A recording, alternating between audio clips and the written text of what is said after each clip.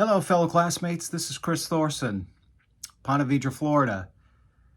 And the book I've chosen for my missionary biography is The Insanity of God, a true story of faith resurrected by Nick Ripken. And this is the cover. And at the end of this discussion, I'm going to provide a little bit of personal connection that I have to the author of that book. But primarily, this is an autobiography that was probably the most riveting autobiography that I've ever read. It was an experience of ups and downs, God's work in some of the darkest places in the world. David Platt put this well in the preface to the book when he said, "Jesus is better than all of the pleasures, possessions, and pursuits of this world put together.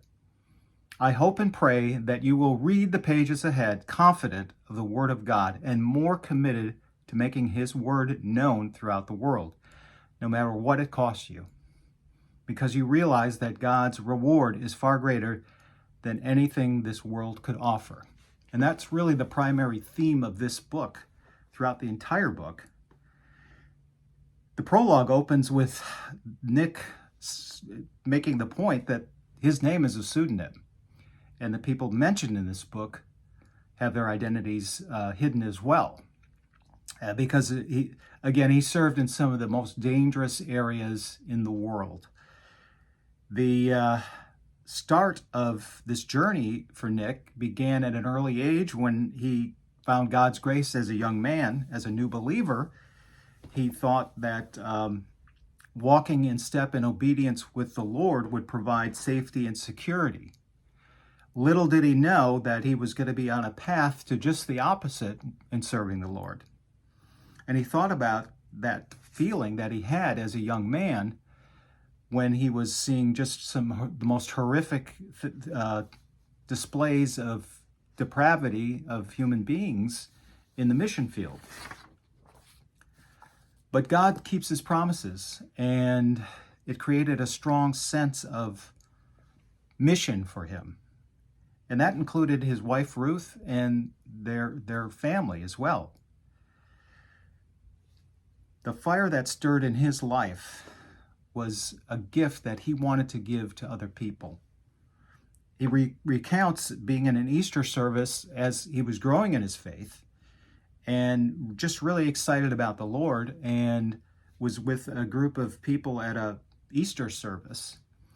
And they were just very lukewarm. And his thoughts were, how in this world is it that people manage to get so excited about what is happening in a high school football field on Friday nights than they did at the resurrection of Jesus Christ on Easter Sunday morning?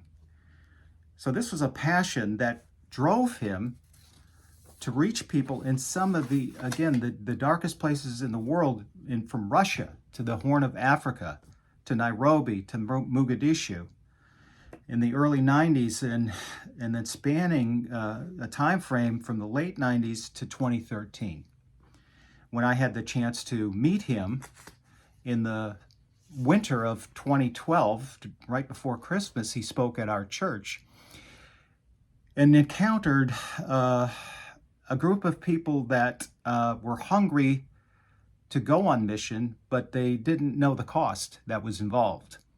And so he did not sugarcoat it. He explained that they had lost a son in the mission field as well, that had passed away.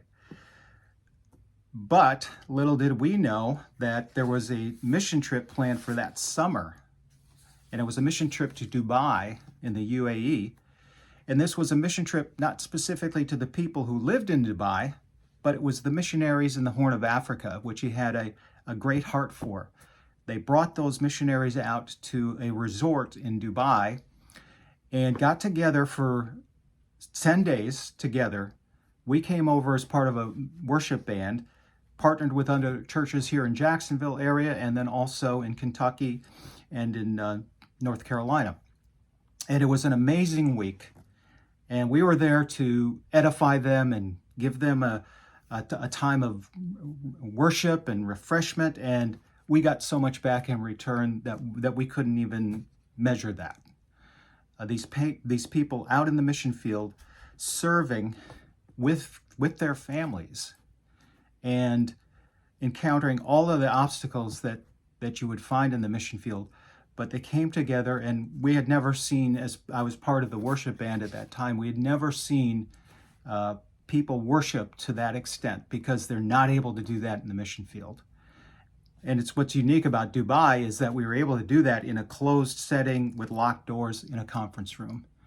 And they had probably the most poignant moment was all of the missionaries, they formed a circle, and Nick began by doing a foot washing with the missionaries that were there.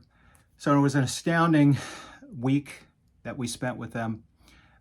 Much of what he has in the book was part of conversations over breakfast, and we were just so touched by that, and it was such a blessing. So I could not pick another book other than that to do for my report.